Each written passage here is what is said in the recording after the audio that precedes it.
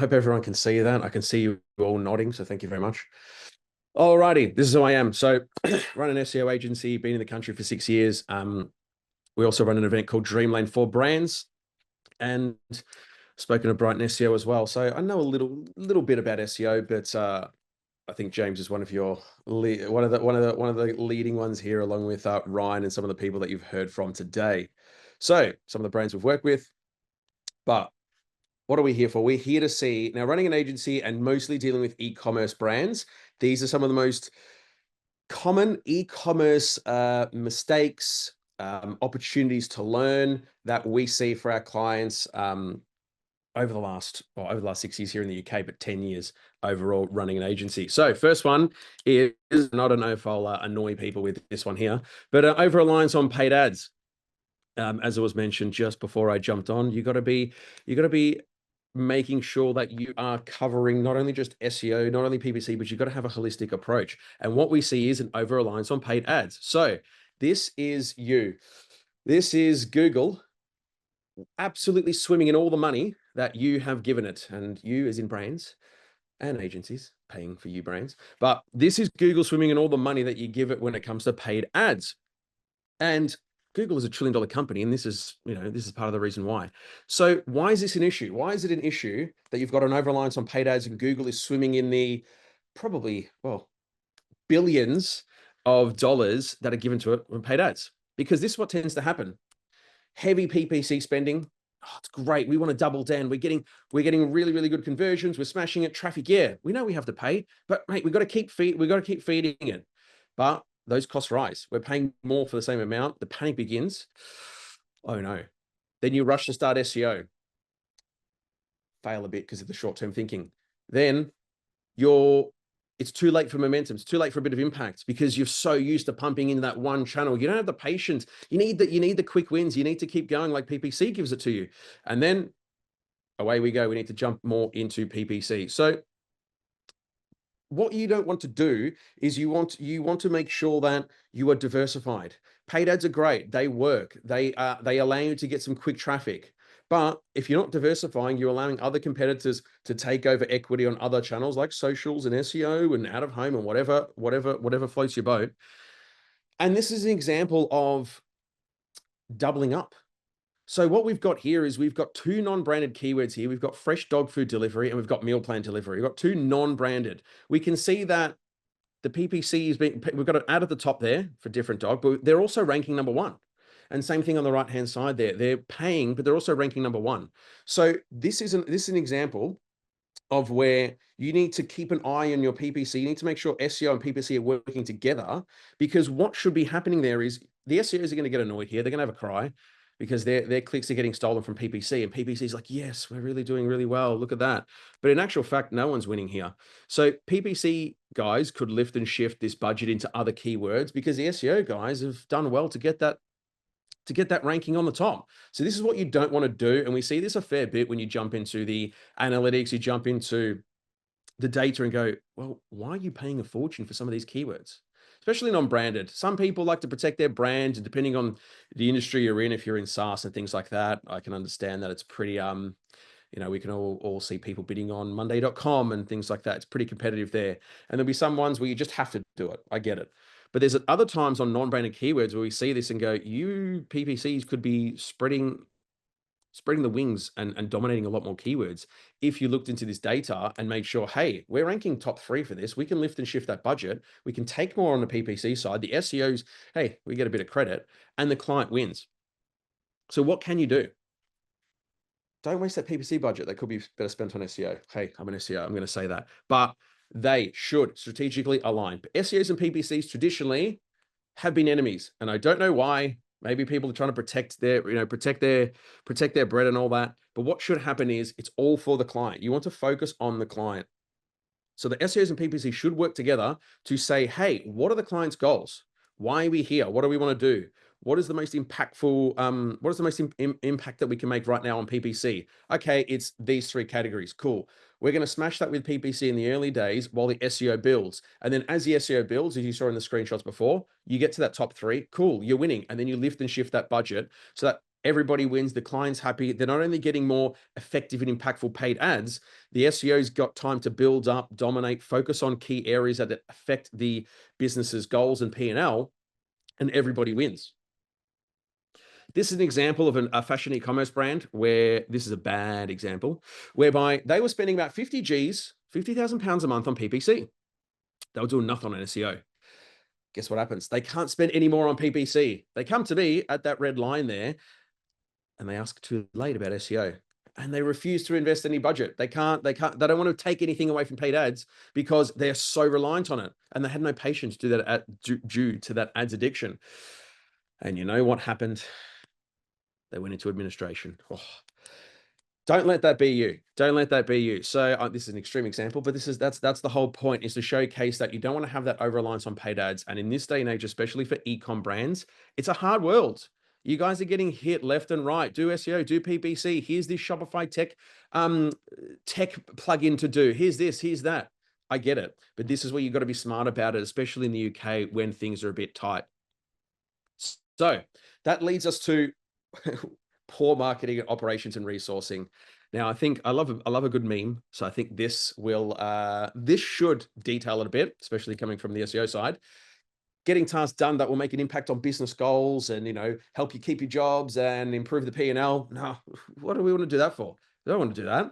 We want to get an SEO audit done that we'll never use, but we've spent some budget to make us look like we're working, and great, happy days, but nothing gets done. The goals aren't being achieved. No needle is moving. So why is this an issue? For brands and in-house people, you tend to have, when you have poor operations and you can't dedicate the resource properly, paralysis by analysis, trying to get all the data to try and make the right decision. Guess what? You need execution. You need to get things done, especially in the UK when things are a bit tight. You need to actually make moves. If you sit there going, but what about, we need to get this to the nth degree and do algebra to make sure that we get the exact return on all that. Guess what? A lot of other brands have made that content.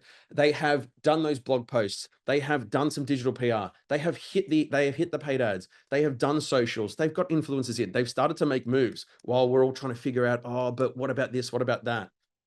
Execution for a lot of e-commerce brands in that, mate, I would say sub 5 million, but a lot of e-commerce brands go through this. You need to get things done. A lot of you guys are stretched thin. You guys are trying to make sure what you want to focus on, what makes the most impact. You want to be able to go, what's going to keep my job? What's going to make me look good? What's going to make the bosses look good? And then how can I get more budget to do more cool stuff in marketing? Some of the questions that you tend to face is like, do I go agency over in-house? Do I go agency over consultant, or do I go in-house over consultant? Most of you guys will need execution to get things done. A lot of you guys are stressed. Appreciate you being here like a week before Black Friday, but these are the things that we see when it's like in terms of struggling to determine where to put your marketing budget, how to get things done, what to get done.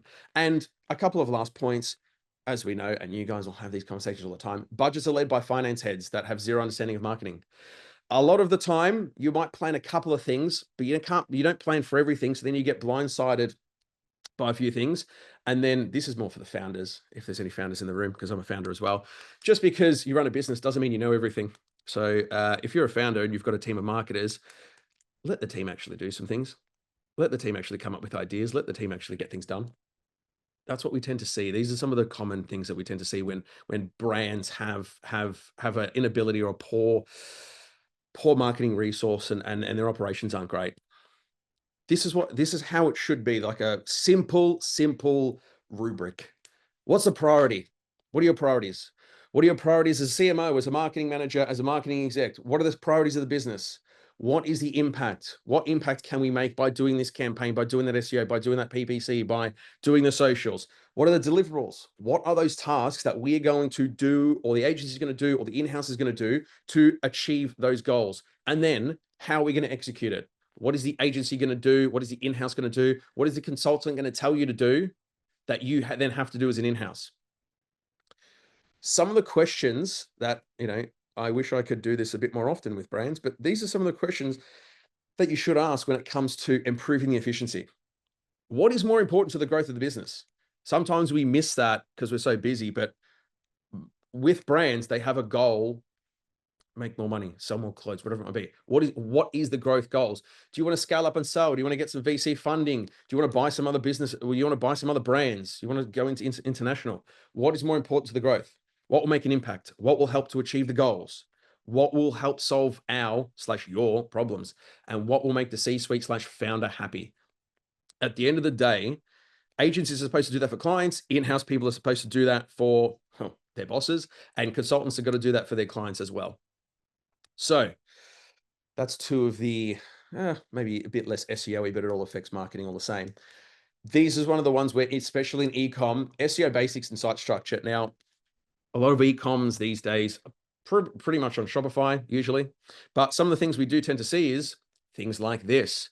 We don't need any technical SEO. What do we need technical SEO for? We've got a good looking website. It looks cool. Got it designed by a friend. That's nice. Who cares about technical? I don't actually care how the website runs. Wrong. Because if Google can't crawl your website, you are, excuse the French, cooked. So that's what tends to happen. If Google cannot crawl your website, if they can't get through, you can have the best looking website in the world. You can have the best product in the world. You can have the best, finest silk made dresses or the best caps or whatever. But if in the Western world, you are trying to get people from Google and Bing who don't know who your brand is, but they're looking for your product, Google can't crawl it. Good luck. So here are some common things that you should know, but I'm going to say it anyway because it's part and parcel of it. Broken internal, external links. Mate, biggest thing which tends to happen with e-coms is a product will go, we're not selling that product anymore. Let's just leave it. No, leads to a soft 404, leads to a 404. Users then go to a product that's non-existent. Not a great user experience. You might have lost the customer. So either when it comes to pages like this, especially for product pages, change it so you can grab an email and notify them. Redirect that to a common page. Keep that user on the site. If you grab that email, you can then use loyalty and retention to retarget them, send them deals, get them in your ecosystem there and send out EDMs. Very, very simple SEO mistake that we tend to see with e-coms. It's an oldie, but a goodie. Poor metadata and heading structure. Again, I'm not saying you're going to have, you might have thousands and thousands of product SKUs. You might have, and it's hard to manage sometimes, but one of the things you should be doing is looking at that page structure, looking at those page titles. These are some of the things that, and I know it's going to be changing from 10 blue links to AI as we continue to go, but this is just basic stuff to describe what that page is about. How's that page structure? What is that page about? And we've got a couple of big brands there and their titles aren't exactly that great. Slow websites, again, with e-com, slow websites affect conversion rate. Now, I'm not saying if your website's like 2 seconds, hey, it's pretty good. But if your website's like 20 seconds and it's terrible to load on mobile, when majority of people are using mobile to access your site, you want to speed that up. And the most common culprits, especially for e-com, is going to be massive images and massive images basically. And also what tends to happen on the home pages is they like to use like really, really cool videos and imagery. And if you haven't developed it right, and you just chucked it up there and you've got 50 kilos trying to load up on first load, it's not going to be great for Google. It's not going to be great for you and for users. So one of the things to look at is optimize your images. Really, really simple. A lot of plugins on Shopify these days is the cheats way, but before you upload it, optimize it, reduce that file size. This is something that you'll always cop because as an e-com, you've got so many images on there, but one, to speed up the website, helping improve conversion rates if you can improve the speed of the site, because people are fickle, they've got short attention spans, and they just want to buy from you. It's hard enough to get them to your website. You don't want to sit there watching the spinning wheel of death while your website loads. So what are some site structure basics? Now, that's like technical SEO. You should know all of that. If you don't, call James. Now, if Google can't navigate your website easily, well, then they won't understand your website very well. So what we tend to see in e-com is Shopify, great platform. But if you don't build it right, you're going to miss an opportunity to be able to create specific homes, specific doors for Google and users to walk through on search to target your commercial terms. So for example, on the left here, we've got ASOS, on the right, we've got New Balance, and on the bottom, we have New Balance as well. So creating these collection pages, and I'm just saying like necklace or earring. You are looking to create niche collection pages such as floral midi dress, floral maxi dress, men's tailor, like men's pinstripe suits. You could have your one above would be men's suits, but you want to create those niche collection pages to target and create a home and a door for people to walk through when they're searching for those niche specific commercial terms. This is an easy one that people tend to either forget or they stumble into creating some really nice collection pages because you listen to your customers.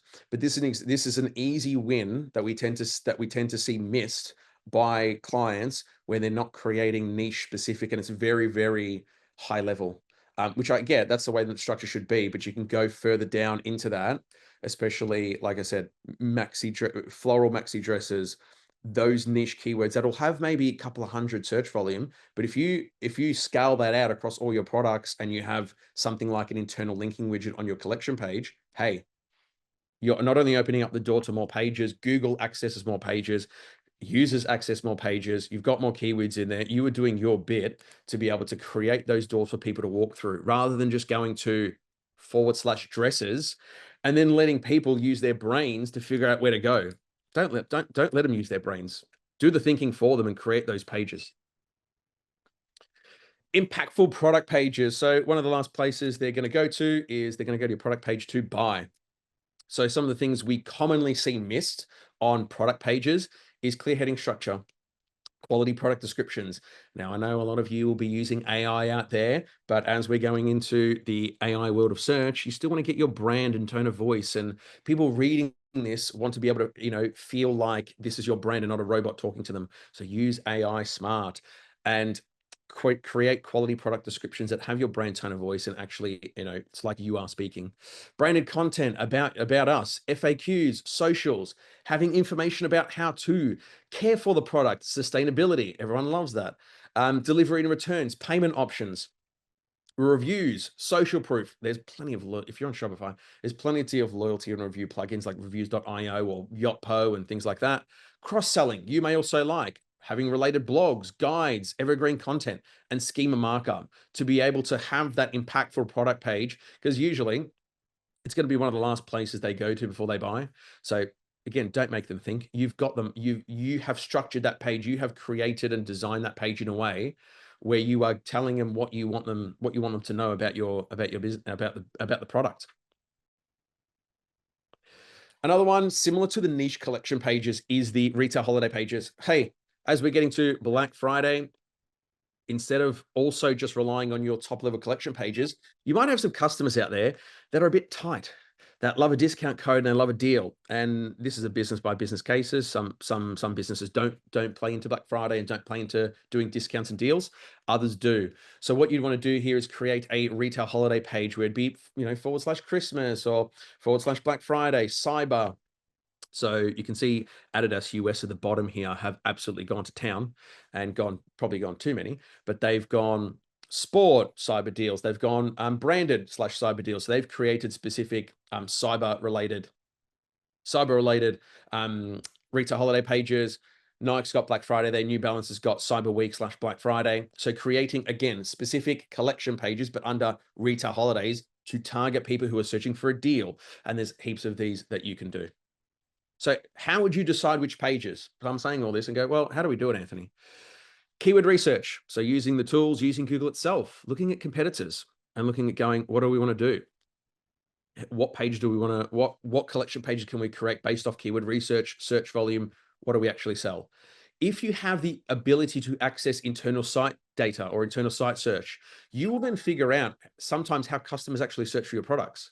And if you test that, you'll be able to, you might find that people are searching for this one specific word to find your product, but you don't actually, they're going to like not the direct page, or they're going to like an odd page. There's a data point that allows you to then create a niche collection page. Google Search Console data, it's free, should be your best friend. That is another one where you're getting specific data from Google as to the clicks, the impressions, what's actually being served, what query is being served, and what page is being served. Free. And competitors. If you're, page 3, page 2, and you want to get to page 1, have a look at some of those competitors. How's their website structured? How's their product pages structured? What collection pages do they have? So using competitors as well. So how should you plan to do this? As I spoke about on the marketing resource side, priority matrix. What makes for an e-com? What makes you the most money, which is also vanity revenue? What makes the best margins? What's the profit? So that's a business question, but you should be looking at that revenue and profit. What ones do we want to create, improve to start with? Because you can't, unless you are Superman, you can't change everything in a day. Working on a priority basis. How are we going to work on this with the agency, with the consultant, with the in-house team? How are we going to work on this month on month? Priority matrix. Usually with ecom, what makes the most money / what is the most profitable? Third would be you are looking at product launches or you want to push a product for a specific reason. Technical SEO.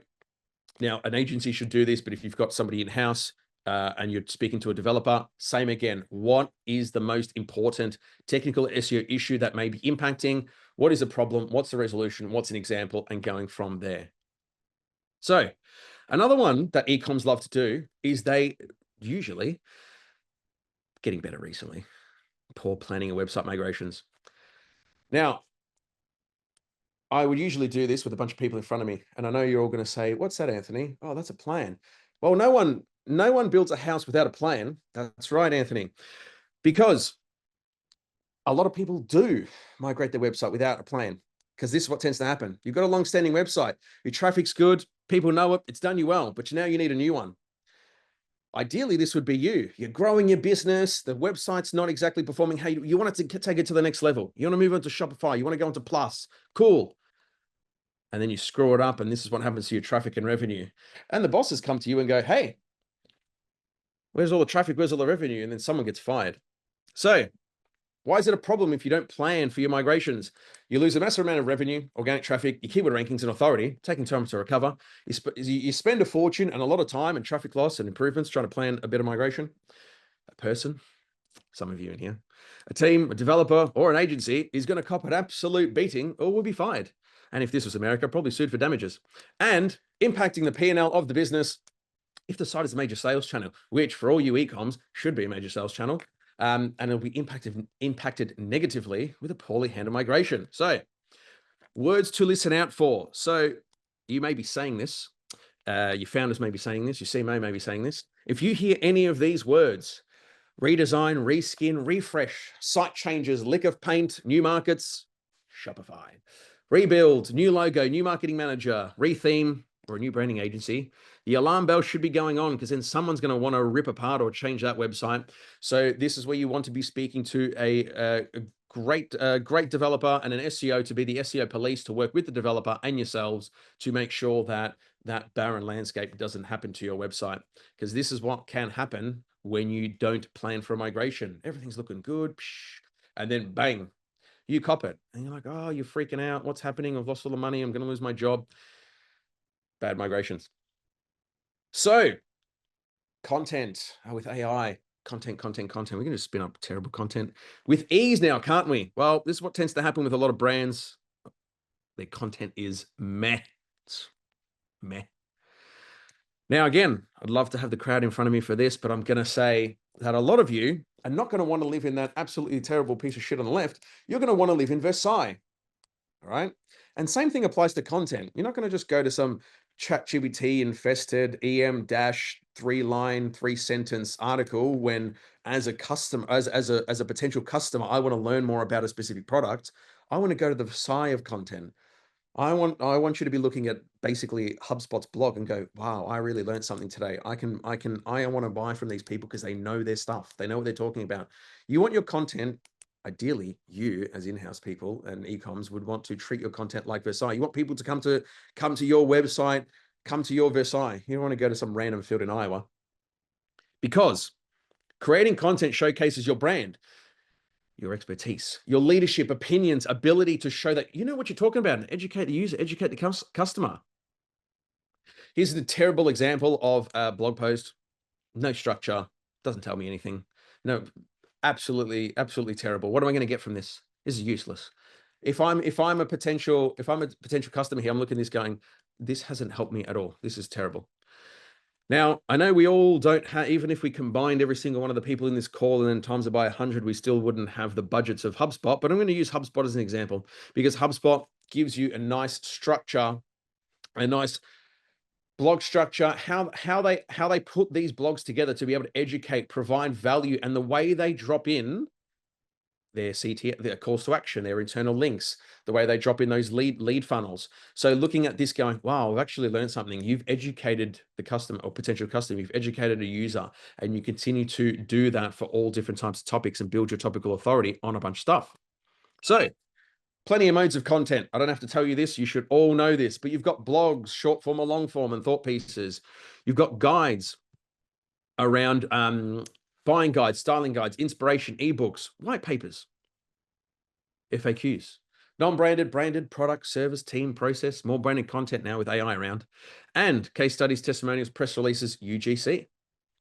Some examples, you've got some ecom here, HubSpot and IKEA, where they're creating specific room guides, kitchen guides. They're creating all these different types of blog categories to segment all the topics nicely. They've created a home for all this content, which then organizes it nicely for Google, organizes it nicely for potential customers, and gives all their content a home so that people can come here. They can learn more about brain memory. They can learn more about digestion. They can get some inspirational design tips from IKEA. Bang, oh, look at that. I'll pick that up. I'll pick up that thing from IKEA. I'll buy that product there.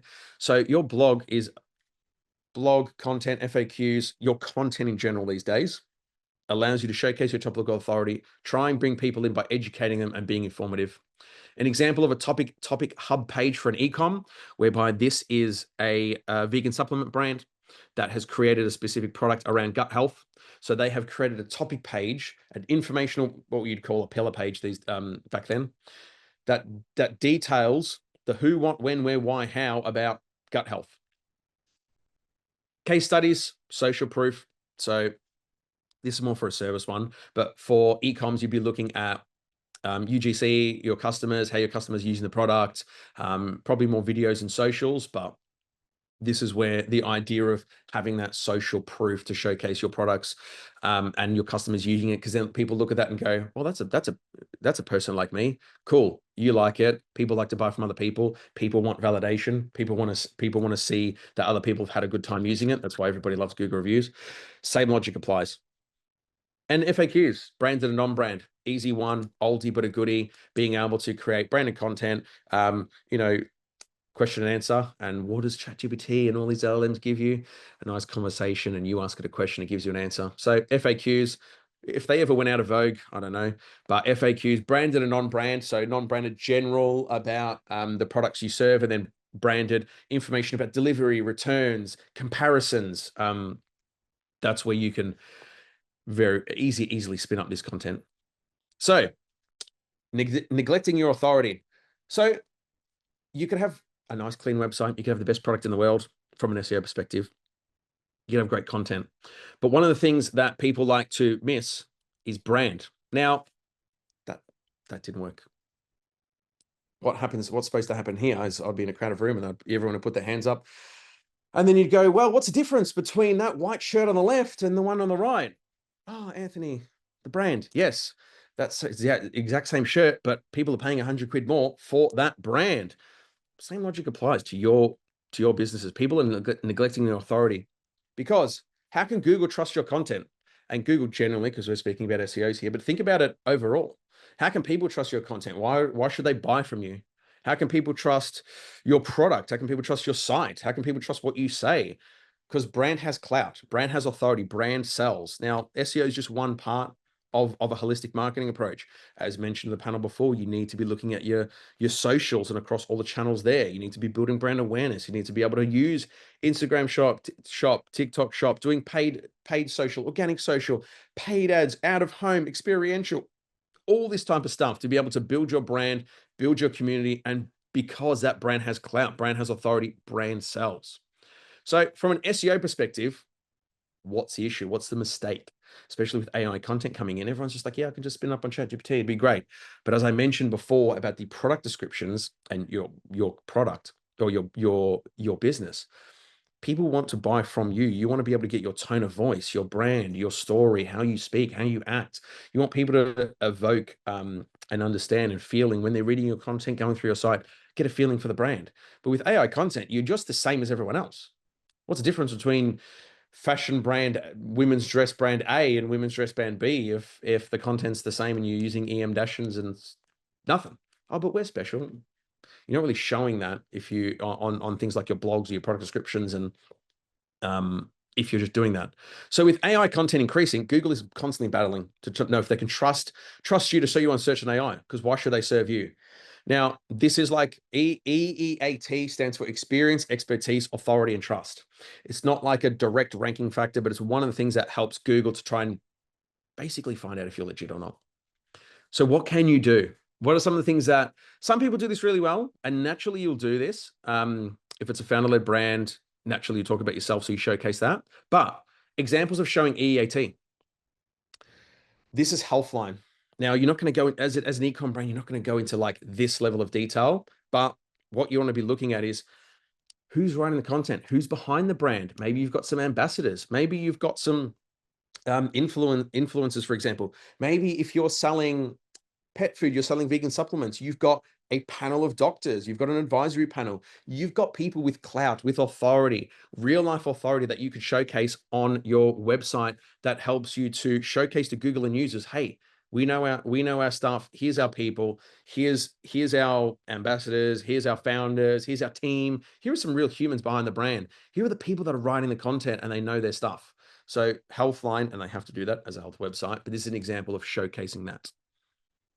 Digital PR and link building with AI, and as was mentioned earlier in the day, brand mentions, brand citations, old school link building, but digital PR, getting those either brand mentions or links from those high quality publications and doing that consistently. You may naturally get these because you've gone viral, or you've got a mad product, or your founder's really well known. So you'll naturally acquire some links and acquire some PR. But focusing on digital PR around UGC-led content or data-led content or product-led campaigns, as well as traditional link building, allows you to try and increase that authority from an SEO perspective. Creating team and company pages, face behind the brand, face behind the company. Who am I buying from? Now, those team pages, think of it as your own LinkedIn, think of it as your own Wikipedia on your website. And then the About Us or company pages. What's so special about your brand? What's so special about your business? What's the mission? What's the values? What's the who, what, when, where, why, how, why? You want to be able to showcase that human side, one, because you're a brand and you want to also build a community and a following and loyalty in your customer base. So you want to showcase who's behind that. Other ideas, branded content, author bios on blogs, your social following, user-generated content, reviews, so Google Business Listing and aggregators like Trustpilot, any award wins, qualifications, education, press and articles, especially for e-com brands. There might be some e-com awards that you've won or best product awards that you've won, or showcasing that sort of authority on your site. And last but not least, AIO, AEO, GEO, LLMEO, SEO, AI, AISEO, and you get the idea, and shiny toy syndrome. So pretty sure everyone's confused. This is what we tend to see with e-coms. SEO is dying, or other channels sometimes are dying and get left behind because AI is the new kid on the block, isn't it? And your website just sinks to the bottom there, drowning. So not even Google is figuring out what GEO and AEO is yet. So we see a lot of brands who are just absolutely ripping up any strategy or completely abandoning SEO, or we need to dump some PPC. We need to dump this because we all need to go in AI because we've got one customer from ChatGPT. And it's like, yeah, I get that. But a lot of brands don't even have the basic foundations for their website, and they're focusing on like less than 1%, if that, at the moment in 2025. If we're sitting here in 2030, hey, different story. ChatGPT shopping comes out, ChatGPT ads come out. Oh yeah, AI mode starts to be like baked in. Yeah, for sure. Different story. But we're seeing a bit more crossover. We're seeing a crossover. Traditional SEO fundamentals with a bit of AEO, GEO. Insert your acronym here, whatever the latest marketing tool is trying to sell you. Fundamentally, SEO fundamentals. As it develops, you'll see things like, or you'll see phrases, you'll see sentences, you see words like query fan out or micro refreshes or brain citations or atomic answers. Fundamentally, it's at the moment SEO fundamentals. As it continues to develop, you got good people around like Mike King from iPullRank, who's done a lot of work in the AEO space, and that's developing. But for a lot of e-com brands who just need to execute on the basics and just try and move the needle as budgets are tight and resources are tight, focusing on the fundamentals of SEO, looking at your technicals, looking at your technical health, creating great content, getting some authority, and being able to have an eye on AI as it develops. So what can you do? Focus on crawling before you can walk. Get the basics right. Get the SEO fundamentals right, and then look at those minor AI optimizations. Look at continuing to build those FAQs. Look at how you structure those blogs. I heard it was called chunking. You chunk the content. It's like, it just sounds like someone throwing up. Focus on that technical SEO, that branded, non-branded content, authority, and trust building. Avoid the shiny toy syndrome. A lot of you e-com brands, a lot of you e-com people, you already got enough to deal with. You're already up against it when it comes to budgets, resources, where to go. You're getting absolutely blasted by this tech partner or this agency, and it's hard to dissect what to do. Focus on what moves the needle. Focus on what matters. To recap, try not to have an over-reliance on paid ads. Focus on your marketing operations and where to put those resources and what makes a priority. Think about your site structure and those niche collection pages and improving your technical SEO. Don't just rip up your website and think you're going to move it without any problems. Content quality issues, try and be the Versailles of content. Brand and authority, do digital PR. Look at building up your authority, your topical authority with some of those ideas there. And then try and avoid shiny toy syndrome. And that is it from me. Thank you very much.